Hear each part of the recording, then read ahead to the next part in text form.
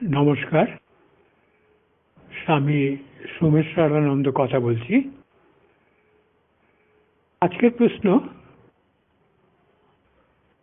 গুরুদেব বলেছেন আমি গুরু নই, ঠাকুরই গুরু, ঠাকুরই ইষ্ট। এক্ষেত্রে মন্ত্রদাতা গুরুকে কিভাবে দেখব? রামকৃষ্ণ মিশন বা বেলুমঠে দীক্ষিত ইনি। সুন্দর প্রশ্ন। আসুন আজ এই বিষয়ে আলোচনা করা যাক। রামকৃষ্ণ মঠ মিশনে কোনো গুরুই নিজেকে গুরু বলেন না, তাহলে ঠাকুরকেই গুরু বলেন, প্রকৃত গুরু। এটা যে মন গড়া কথা বা এড়িয়ে যাওয়া তা নয়। পতঞ্জলি মুনি তার যোগসূত্রে বলেছেন ঈশ্বরই সবার গুরু, মানে একমাত্র গুরু ঈশ্বর। তিনি বিভিন্ন লৌকিক গুরুর মধ্যে দিয়ে কাজ করেন। আর ঠাকুর যখন ঈশ্বর অবতার হয়ে এসছেন, সুতরাং তিনি মূল গুরু। সুতরাং আপনার গুরু, তা তিনি প্রেসিডেন্ট মহারাজ, ভাইস প্রেসিডেন্ট মহারাজ, যিনি হন না কেন, এই যে বলেছেন আমি গুরু নই, ঠাকুরই গুরু, ঠাকুর ইষ্ট, ঠিক কথাই বলেছেন। শাস্ত্র সম্মত কথা, পতঞ্জলি যোগসূত্রে এর সমর্থন আছে। আপনি আবার প্রশ্ন করছেন এক্ষেত্রে মন্ত্রদাতা গুরুকে কিভাবে দেখব? কারণ শাস্ত্রী বলেছে গুরুর ব্রহ্মা, গুরুর বিষ্ণু, গুরুর দেব ও মহেশ্বর, কিন্তু আমরা তো গুরুদেবকে একজন মানুষ বলেই দেখছি। ঠিক কথা। দুর্গাপুজোয় যখন অঞ্জলি দেন, সেই দুর্গা প্রতিমা তো মাটির তৈরি, তাই না? শাড়ি পরানো হয়েছে, কিন্তু ওই মাটির প্রতিমার সামনেই মন্ত্র পড়ে আপনি ফুল দিচ্ছেন, অঞ্জলি দিচ্ছেন।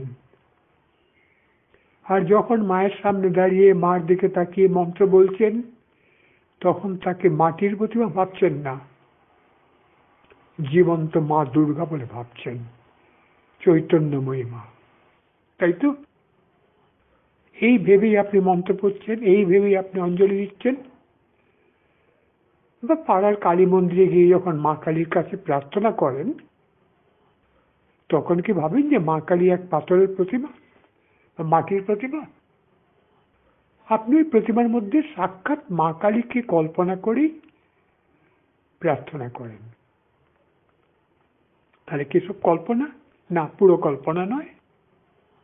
কারণ ঈশ্বর সর্বত্র রয়েছেন, ব্রহ্ম সর্বত্র রয়েছেন। অতএব চোখ দিয়ে যাকে আপনি মাটির প্রতিমা দেখছেন, তার স্বরূপ মূলত চৈতন্যময়। আর মূল চৈতন্য সে ঈশ্বর চৈতন্য। কল্পনা শব্দটা কেন বলছি? কারণ আপনি, আমি অত দূর উপলব্ধিত হয়নি, তাই আমাদের কাছে এটা আপাতত কল্পনা। গুরুকে কিভাবে দেখবেন? গুরু যেন সেই রকম একজন প্রতিমা, রক্ত মাংসের প্রতিমা, তার মধ্যে ঠাকুরই আছেন।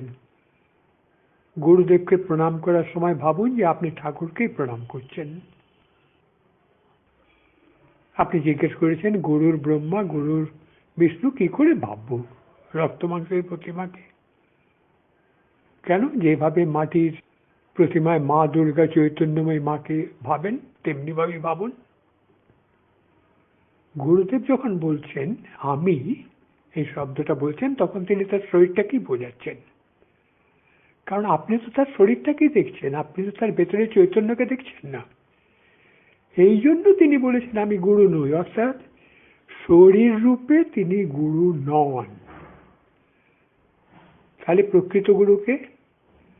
তার ভেতর যে চৈতন্য গুরু শক্তি রূপে রয়েছে। আর এই গুরু শক্তি উৎস কি? সেই ঠাকুর। তিনি প্রকৃত গুরু। অর্থাৎ ইলেকট্রিসিটি বোর্ড তো 10,000 ভোল্ট বিদ্যুৎ পাঠাচ্ছে আপনাকে, বাড়ির সামনে ট্রান্সফরমার, সেখান থেকে 10,000 থেকে 220 হয়ে ঢুকছে বাড়িতে, তাই তো?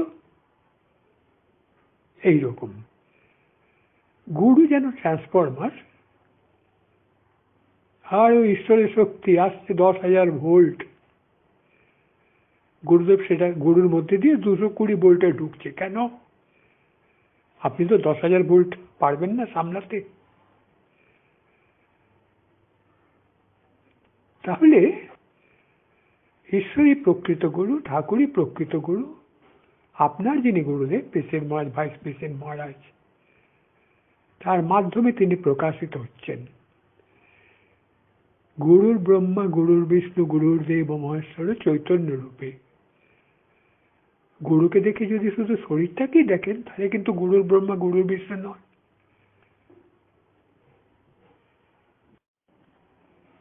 চোখ করে যে দেখছেন, তিনি গুরু শরীর।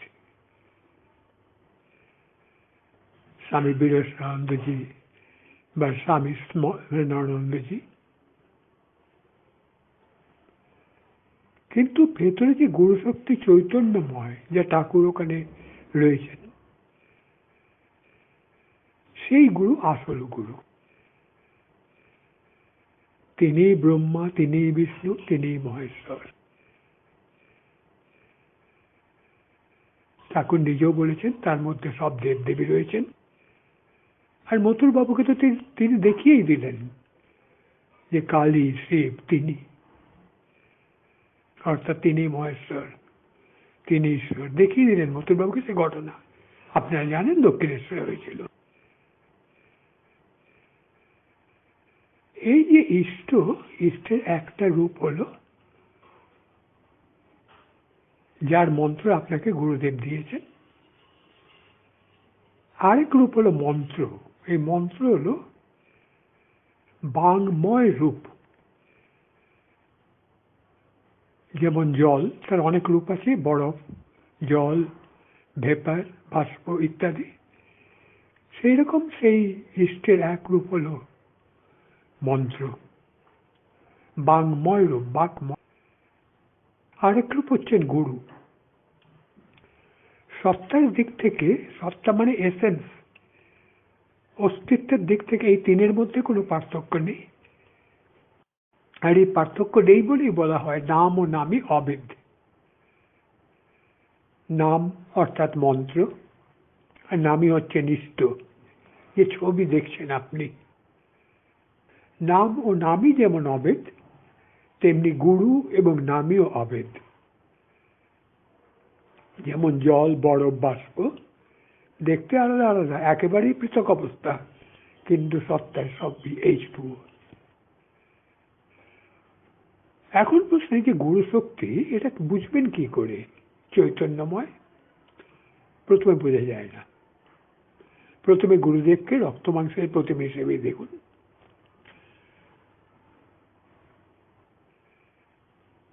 যখন সাধনা করবেন গভীরে গিয়ে, তখন বুঝতে পারবেন গুরু শক্তি কিভাবে কাজ করছে।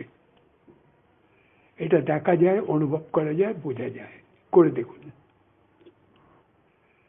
এটা যদি আমি আপনাকে এখন বলি, আপনি বুঝতে পারবেন না, কারণ এর অভিজ্ঞতা আপনার।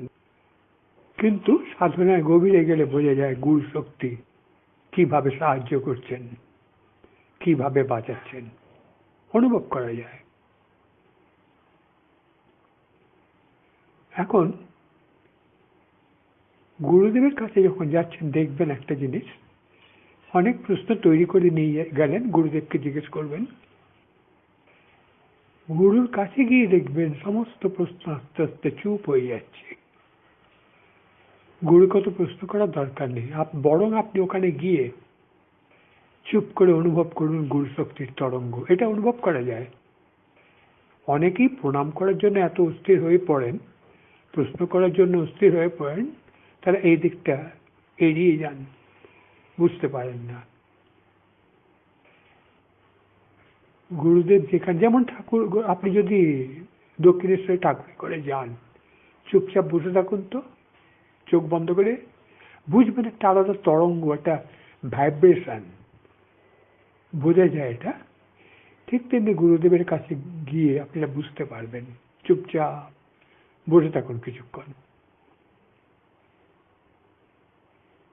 এটা ধরা যায়, এটা আমি পরীক্ষা করে দেখেছি কয়েকজন মহারাজের ক্ষেত্রে। একটা তরঙ্গ আছে, যে তরঙ্গ আপনাকে আরো শান্ত করে দেয়। বলবেন যে শ্রদ্ধা থাকলেই তো মন শান্ত হয়ে যাবে, এতে আশ্চর্যের কি? না, শ্রদ্ধা থাকলে মন শান্ত হয় না। আপনি আপনার মা বাবাকে খুব শ্রদ্ধা করেন, তাদের কাছে গেলে কি মন শান্ত হয়ে যায় চট করে? কিংবা কলেজের বা স্কুলের শিক্ষকের কাছে? বরং প্রশ্ন নিয়ে যান, ওই লিস্ট অনুযায়ী প্রশ্ন করেন। কিন্তু গুরুদেবের কাছে গেলে দেখবেন একটু আলাদা ধরনের, সমস্ত প্রশ্ন যেন মন থেকে মুছে যায়, চুপ হয়ে যায় মন। এবং দেখবেন এই যে নিস্তব্ধতা, এই চুপ হয়ে যাওয়া, এটা অনুভব করতে খুব ভালো লাগে। এই গুরু শক্তি কিন্তু গুরুর দেহত্যাগের পরেও থাকে। কারণ এই গুরু শক্তি মূলত সেই 10,000 ভোল্ট আসছে ঠাকুরের কাছ থেকে। আপনার বাড়ির সামনে ট্রান্সফরমারের মধ্য দিয়ে 220, টেবিল ল্যাম্প জ্বালাচ্ছেন 25 পাওয়ারের বাল্ব, 25 পাওয়ারের বাল্ব ফিউজ হয়ে গেল, কিন্তু বসার ঘরে 60 পাওয়ারের বাল্ব জ্বলছে। এমনকি বাড়ির সবকটা বাল্বও যদি ফিউজ হয়ে যায়, তবুও কিন্তু ওই 220 ভোল্টে ইলেকট্রিসিটি থাকবে। একটা নতুন বাল্ব বসিয়ে পরীক্ষা করতে পারেন। তারপরে গুরু শক্তি থাকে, গুরু দেহত্যাগের পরেও থাকে, কারণ এই শক্তি মূলত ঈশ্বর শক্তি। সেই জন্য গুরু দেহত্যাগের পর চিন্তা করতে নেই যে গুরু দেহত্যাগ করেছেন। গুরু হিসেবে সবসময় তিনি আছেন। তিনি বলতে এখানে তখন সেই মূল চৈতন্য, ঠাকুরের ঈশ্বরের চৈতন্য। সুতরাং গুরুর দেহত্যাগের পর চিন্তা করবেন না। গুরুর যে শরীর, রক্তমাংসের শরীর, সেটা হলো প্রতিমা, রক্তমাংসের প্রতিমা, ভেতরে চৈতন্যময়। তাই গুরুদেব যখন বলেন আমি গুরু নই, ঠাকুরই গুরু, ঠাকুরই ইষ্ট, ঠিক কথাই বলেন, শাস্ত্রসম্মত কথা। আর মন্ত্রদাতা গুরুকে কিভাবে দেখবেন?